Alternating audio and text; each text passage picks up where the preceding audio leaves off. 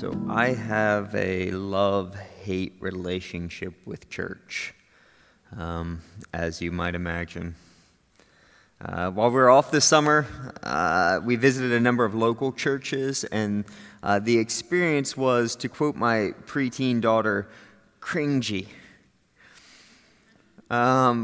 Now, I know there are a lot of good, solid, churches in our area. GVF partners with a lot of good, solid churches out there, but we didn't visit those.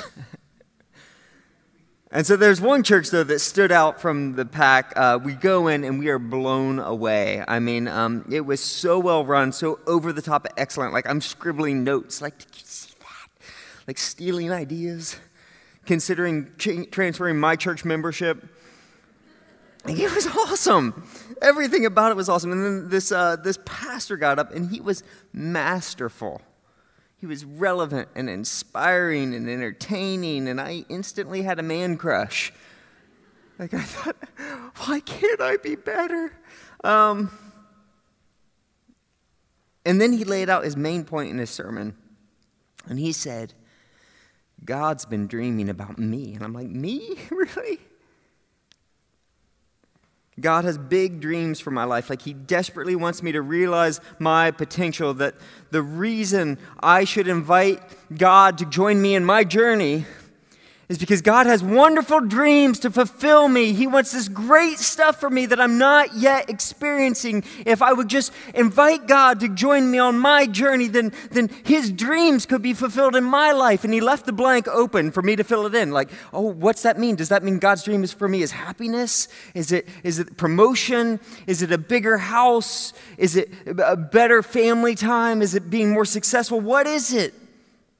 And he finished his main point. And I threw up in my mouth just a little bit.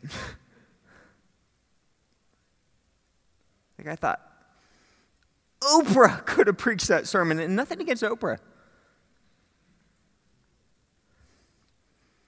Nothing against self-improvement, nothing against helping people find fitness, happiness, health, financial peace, all of that. It's good stuff. It's just not the message of the Bible. It's just not Christianity. And honestly, I left there sad. So there's this modern sermon classic, a guy named Ray Comfort, this Kiwi preacher, who he's got this sermon, famous sermon now, heard by millions of people, called Hell's Best Kept Secrets. It's worth podcasting sometime. Check it out. And in it, he builds the whole sermon around this illustration, and I can't do better. Let's just give him credit, and let me share with you his opening illustration. It's there's two men seated on a plane. The first is given a parachute and told to put it on, as it would improve his flight. He's a little skeptical, but he can't see how wearing a parachute would actually improve his flight. But he's like, okay, I'll try this out. I've been told this will improve my flight. So he takes it and he puts it on, and he notices instantly that it's kind of heavy on his shoulders, and he can't sit upright. And then he starts looking around, and he notices that people around him are laughing at him. And as the flight goes on, he's told this would improve his flight, and yet it's uncomfortable. He can't sit upright. People are laughing at him. He feels like someone's lied to me. This isn't helping it at all. And eventually, he's so disillusioned, disgruntled, he takes it, throws it off, and thinks, never again am I going to be someone's fool. The second passenger is handed a parachute and told, any minute now, you're going to be jumping 25,000 feet. So he takes the parachute, thankfully, in gratitude, he straps it on. He doesn't notice the weight on his shoulders. He doesn't notice that he can't sit upright. He doesn't notice that people are laughing at him because he's consumed with the fact that this plane's going down.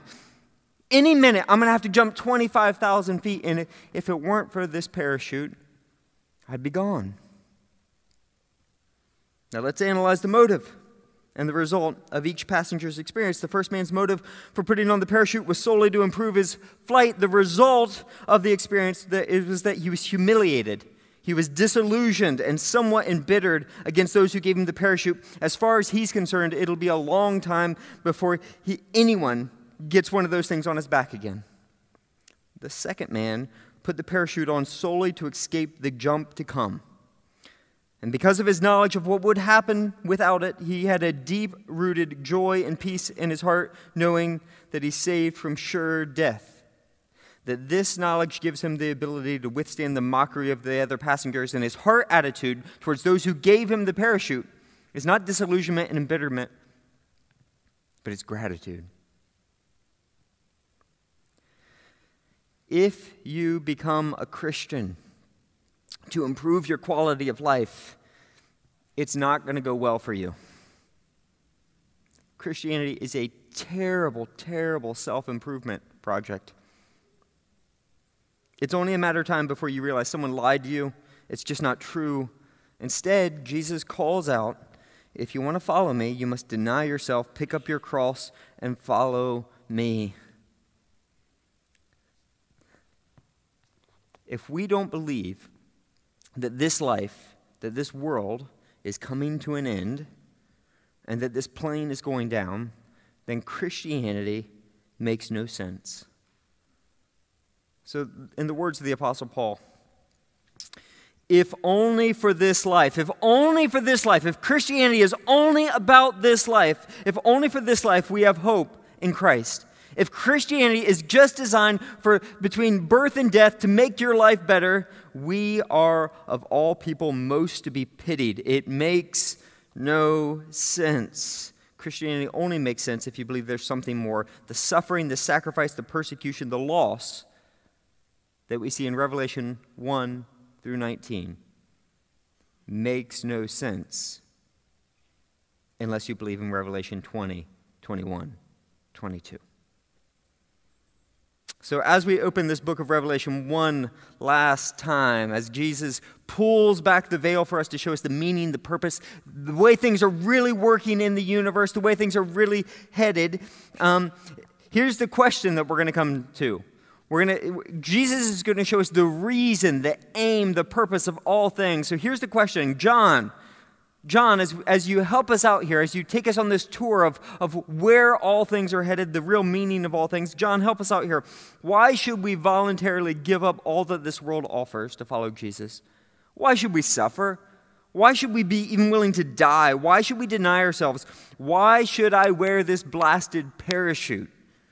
And his answer is Revelation 20, starting in verse 11 through the end. Now, some of you have this OCD thing, and you're noticing that I just skipped over the first 10 verses in Revelation chapter 20.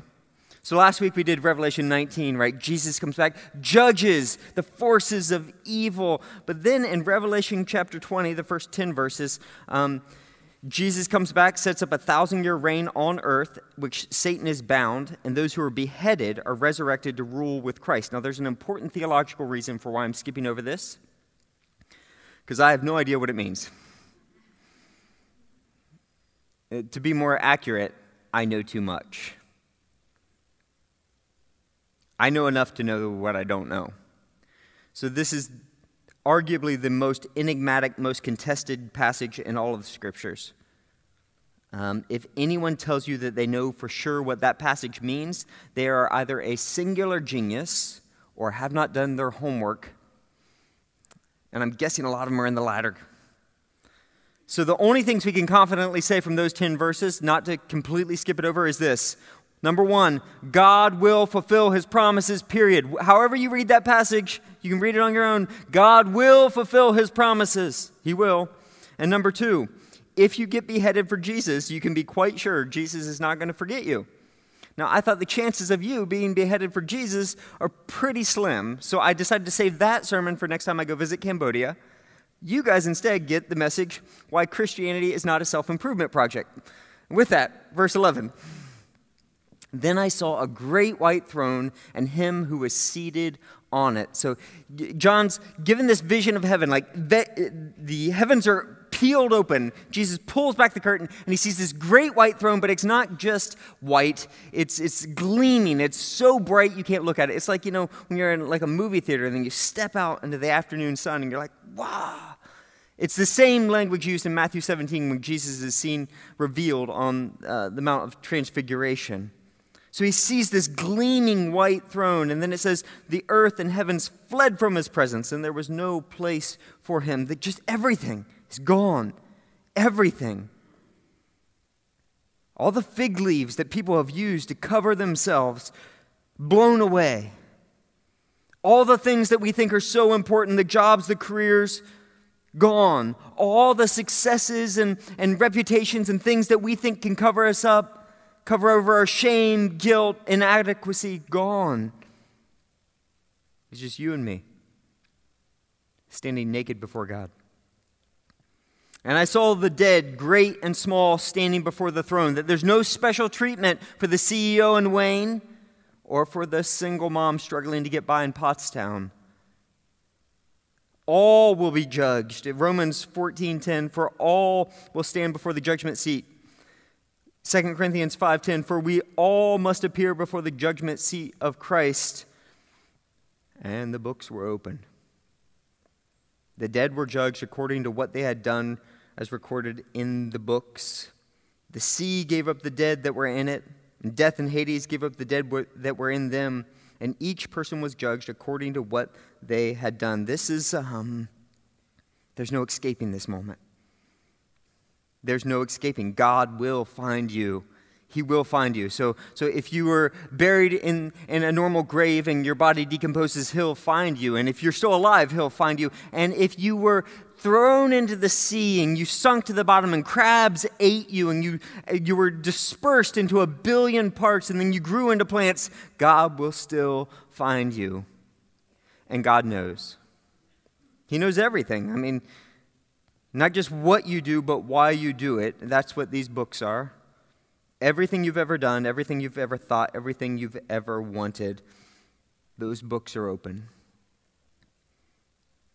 And another book was opened, which is the book of life.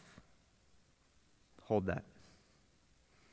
Then death and Hades were thrown into the lake of fire. The lake of fire is the second death. Anyone whose name was not found written in the book of life was thrown into the lake of fire. So this doesn't need a lot of explanation here, so let me just read you the words of Jesus Christ. Matthew 16:27. For the Son of Man is going to come in his Father's glory with his angels, and he will reward each person according to what they have done. Again, Matthew 12:36. I tell you that everyone will give an account on the day of judgment for every empty word they've spoken. Revelation 2:23. I am he who searches the minds and hearts and minds. Hearts and minds. He knows your desires. He knows your every thought. And I will repay each of you according to your deeds. Luke 8:17. For there is nothing hidden that will not be disclosed, and nothing concealed that will not be known or brought out into the open. 1 Corinthians 4:5. He will bring to light what is hidden in darkness and will expose the motives of the heart. Can you see it? Can you hear it? Can you picture this scene here? You, completely exposed, completely naked, standing before Jesus. Everything you've ever thought, everything you've ever said, everything you've ever done, everything you've ever wanted, everything you've ever dreamed about, it's drug out into the light. All your secrets, they're not secrets anymore. It's there. Exposed.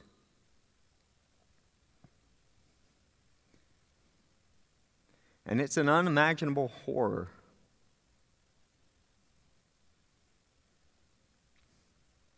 This is the bad news. All have sinned and fallen short of the glory of God. There is no one righteous. No, not one.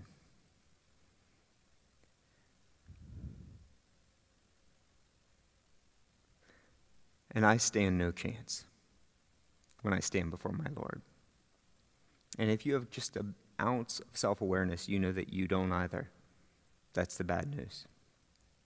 Except there's another book, the Lamb's Book of Life.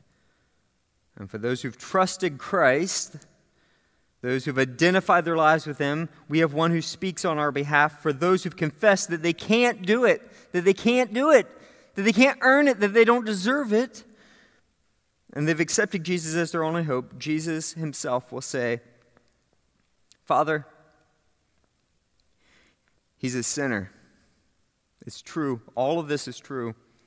He doesn't deserve you. He doesn't deserve a new heavens and new earth. He doesn't deserve life. He deserves death. He's broken. He doesn't qualify, but I died for him. He's mine. I love him. I vouch for him. I give him my name, my life, my blood. He's mine. And so you can be fully exposed for what you are in your own weakness and fully loved. That's the hope. That's the good news. That your name is written in the Lamb's Book of Life. That Jesus has done for you what you could never do for yourself. That's the gospel, that we're saved by grace alone, by faith alone, by Christ alone. So let's back out of this just for a minute and see what John's showing us here. John, why should we voluntarily give up all this world has to offer? Why should we deny ourselves? Why should we even be willing to die for Jesus if he calls us to that? And he says, because you are going to stand before God someday. And all the things that this world offers, in the end, they're empty. They're gone.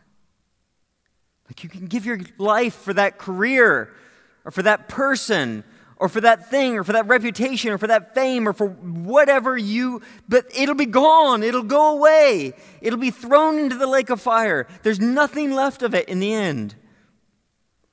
So why would you want to give your life to something that you know is going to end in your shame? Why would you spend your life chasing things that in the end you will deeply regret? One of my favorite movies, a favorite is maybe the wrong word. It's haunting, but powerful, is a movie, Schindler's List. And it's the story of Oskar Schindler, who's a true story. He was an ethnic German, ran a factory during World War II, and he used Germans to run his factory he used Jews to run his factory because Jews cost less, right? That he didn't have to pay them much. It was a great business model. But then he discovered along the way that, do you know what they're doing to Jews in these concentration camps? They're killing them. And so he switched. He decided he was going to use his factories to save Jews. He was going to purchase them to be his employees rather than let them get burned up in the concentration camps. By the end of the war, he saved 1,100 Jews. If you go to the Holocaust Museum today in Israel, there's this olive grove, the tree of the righteous Gentiles, trees of the righteous Gentiles, and there's a tree for Oskar Schindler there, planted in his honor.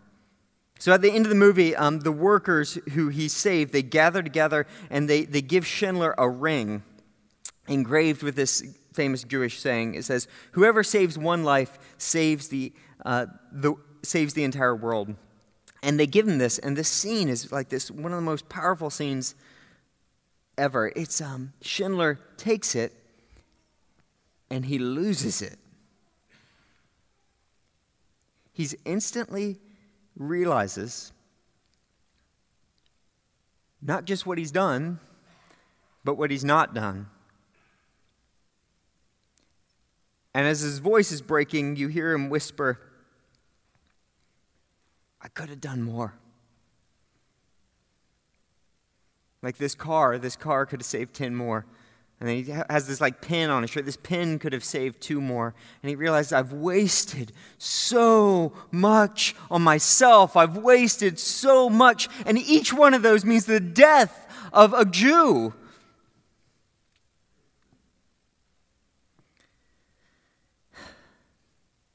At the end of time, when we stand before our Lord and we give an account for every thought, every careless word, every dollar, every moment,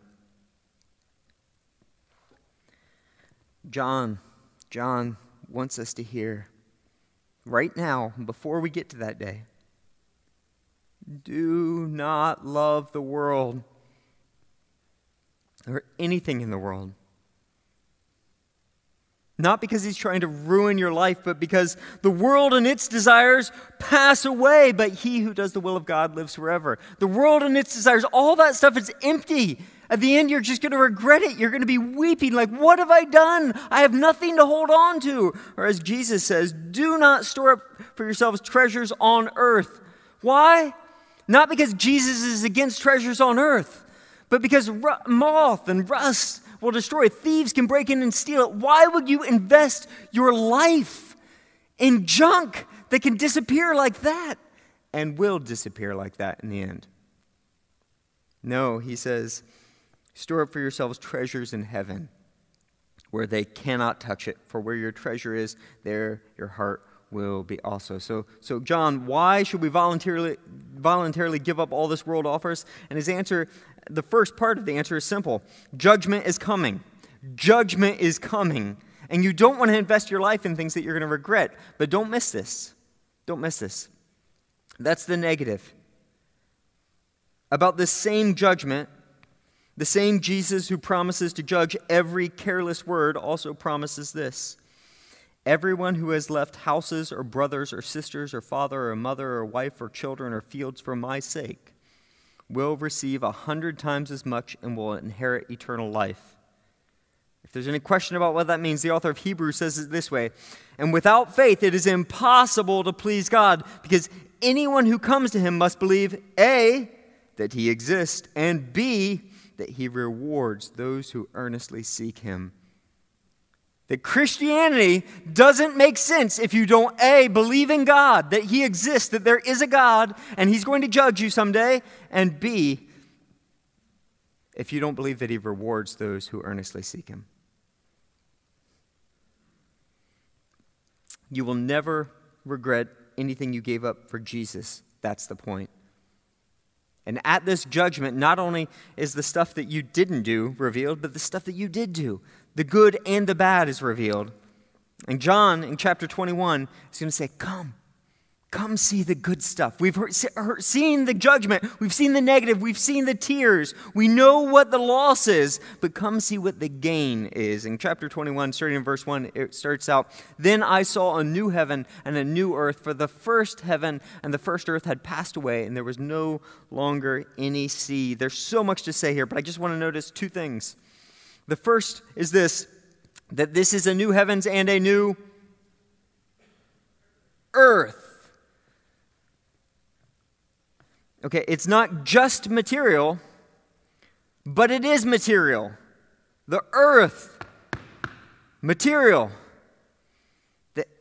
Heaven isn't just heaven. It's a new heavens and a new earth. It's a whole new creation. It's resurrection life. It's physical and spiritual. And there's a million things that can be applied here and have been through my sermons throughout if you listen to the past 3 years of my preaching. But let me just point out this. Bodies are made for resurrection, are made for a new heavens and new earth. God likes bodies. He likes it so much that he took one on. God wants to redeem not just your soul, but you, body and soul. He doesn't just want to give you a new heart, whatever that means. He wants you to offer your body as a living sacrifice. He doesn't just want you to know him with your mind. He wants your body. He wants your body to connect with his body, the body of Christ. Do you see this? It's physical and spiritual. On and on we could go. The Apostle Paul applies this directly to our sex organs. I could preach that right now. I'm not going to. I merely want you to notice that the Christian hope is not just material, but it is material. That what you do with your body matters. And the second thing I want you to notice is that it's new. It's a new heavens and new earth. And there's two words in Greek for new. I won't bore you on that, the etymology of those words. But one is chronological and one is a newness of nature. Right? This is the newness of nature. It's like saying you are a new creation in Christ. It's still you, but it's changed. It's not like when you began, but it's a new beginning. It's transformed. It's different. So. This newness that we're talking about here. Before we jump into this text, I want you to appreciate the challenge of what John is trying to give us here.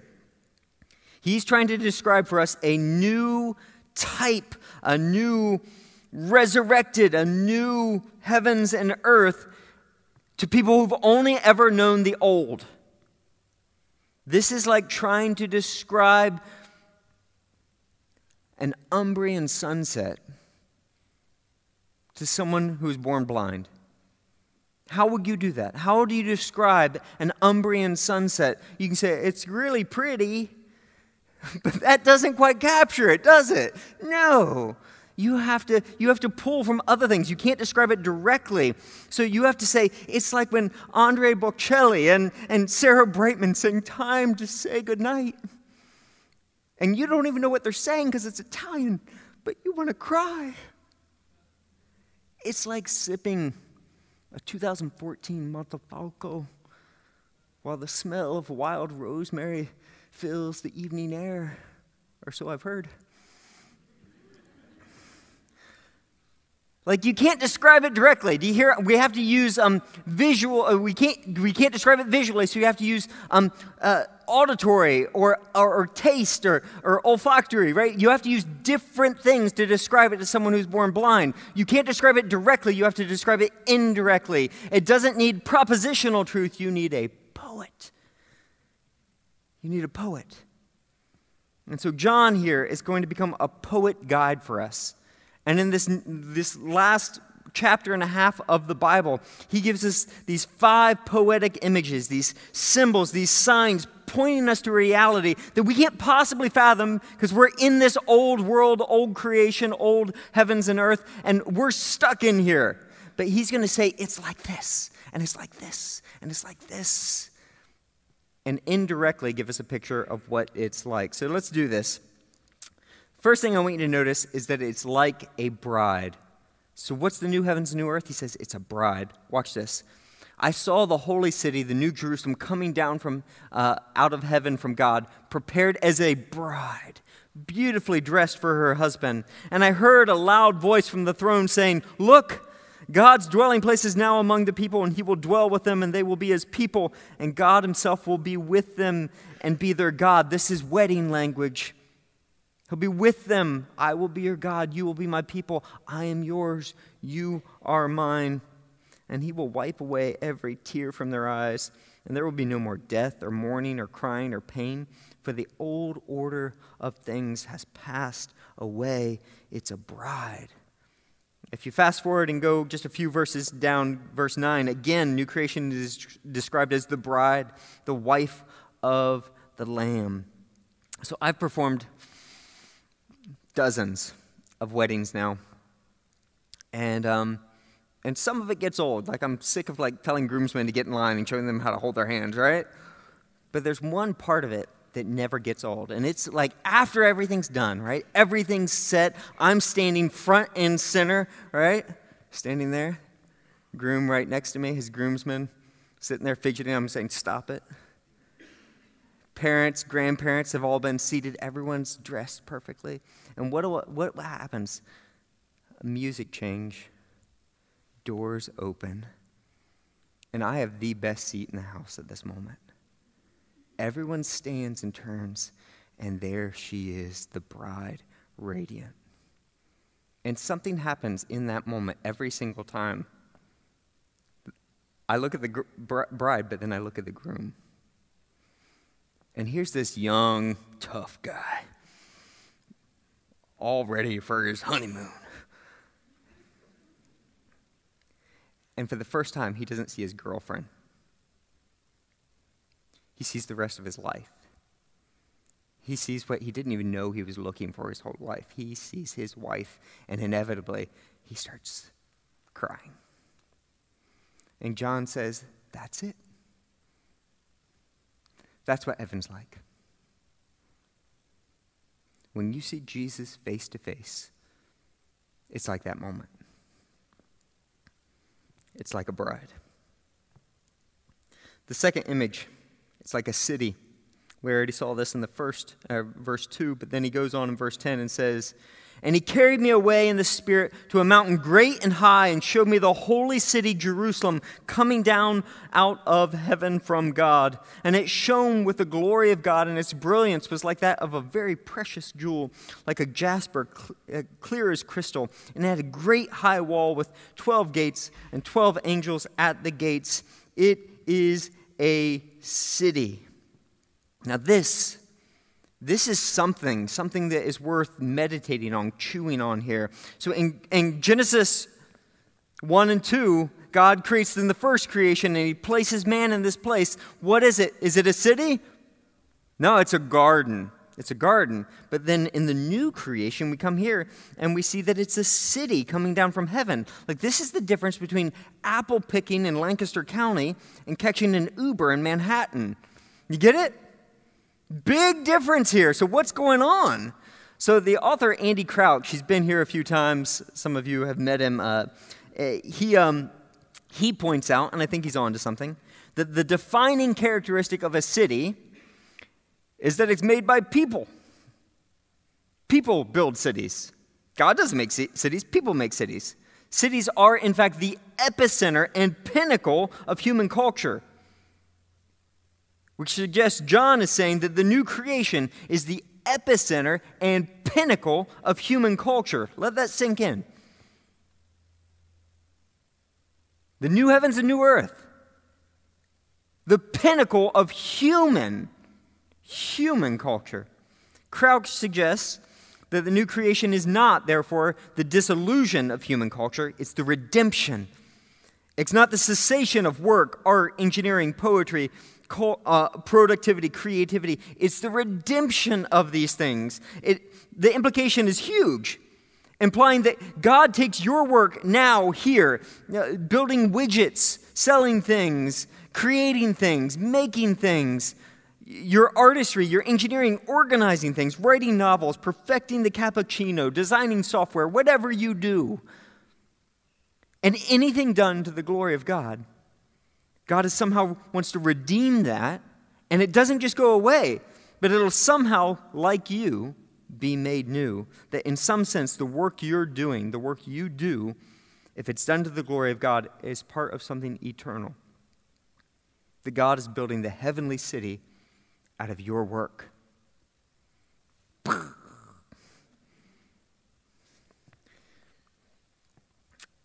Third image. It's constructed, it's a bride, it's a city, but it's constructed out of people who look just like us. So watch this. Verse 12, on the gates were written the names of the 12 tribes of Israel. The wall of the city had 12 foundations, and all of them were the names of the 12 apostles of the Lamb. Do you see what he's saying here? So the city, as you face it, it's got 3 gates on each side and these 3 foundations on each side. Each gate is named after one of the 12 tribes of Israel. Each foundation is named for the apostles, the 12 apostles here. So I just want to ask you, of the 12 tribes, have you checked the resumes lately? Were you here for the Joseph series? You might recall that Reuben, the firstborn, slept with his stepmom. The leader, Judah, the Lion of the tribe of Judah, led the way in selling his own brother into slavery, frequented prostitutes, and ultimately knocked up his stepdaughter. Simeon and Levi were so outraged by what was done to their sister that they went on a revenge killing and slaughtered an entire village. The fathers of our faith, the gates of heaven. The apostles, they come off a little better, but they're certainly no brighter than these guys. So Peter denies Christ. Matthew's a former tax collector. James and John are power hungry. Half the guys are nobodies. Like, can you tell me, what do you know about Bartholomew? Did you even know he was an apostle? This guy is a foundation of heaven. So get this. The new creation is hewn out of people like us. Isn't that good news? Sinners. Not people who make mistakes, people who sin. Heroically sin against God. People who deny Christ. people who fight over power struggles, people who sleep with prostitutes and sell their family members into slavery, people who are broken and rebellious, people who are completely forgettable. Heaven is made out of a whole bunch of nobodies, a whole bunch of sinners who are redeemed by the Lamb. Isn't that good news? So it's like a bride. It's a city. It's built out of these redeemed sinners. And then the last one, it's a cube. Fourth one, rather, not the last. Verse 15, the angel who talked with me had a measuring rod of gold to measure the city, its gates, and its walls. The city was laid out like a square, as long as it was wide. He measured the city with a rod and found it to be 12,000 stadia in length, as wide as and high as it is long. So you get this. Get the measurements. It's as long and wide and high. What does that make? It makes a cube. The city is a ginormous cube. How ginormous, you're asking?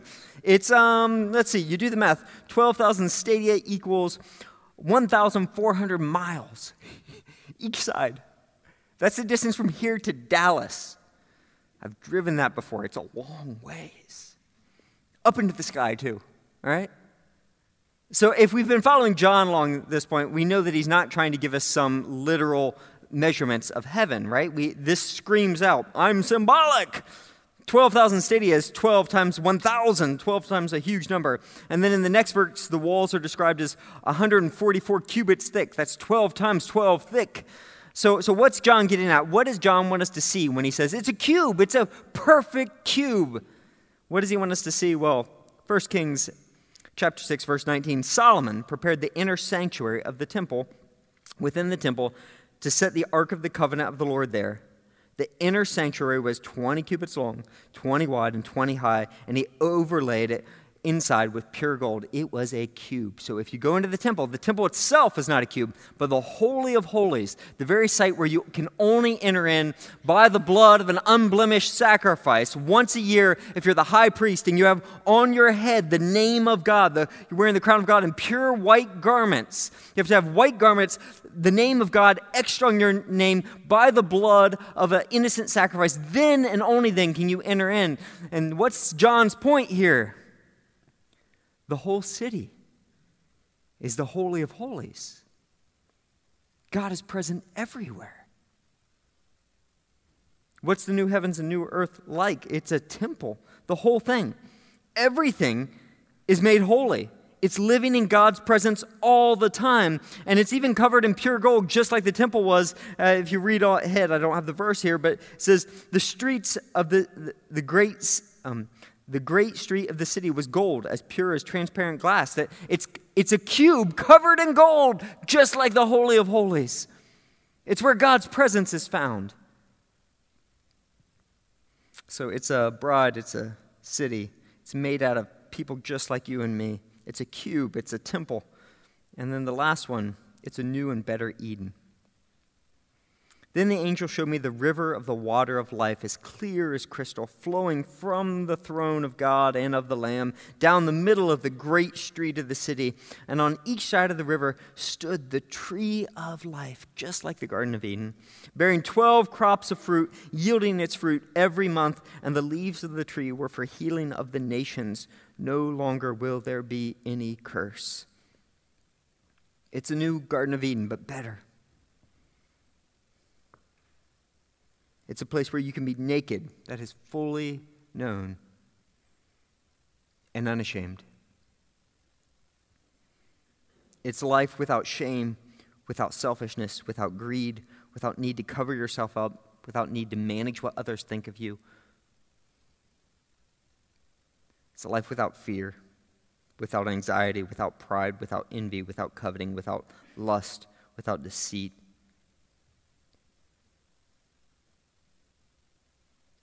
We can walk with God in the cool of the evening, because no longer will there be any curse. So John, help us out here.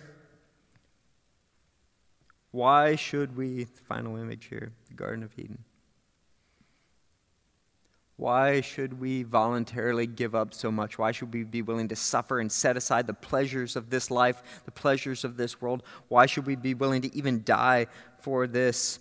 And John says, the plane is going down. The plane is going down. The world and its desires are passing away. And on the negative side, the great white throne of judgment is coming. It's coming. You're going to have to stand before your Lord someday. And why would you go after all these things that someday you know you're going to regret? They're just going to disappear anyways. Why would you give your life, yourself, your soul to those things? But on the positive, he says, you get heaven and a new earth.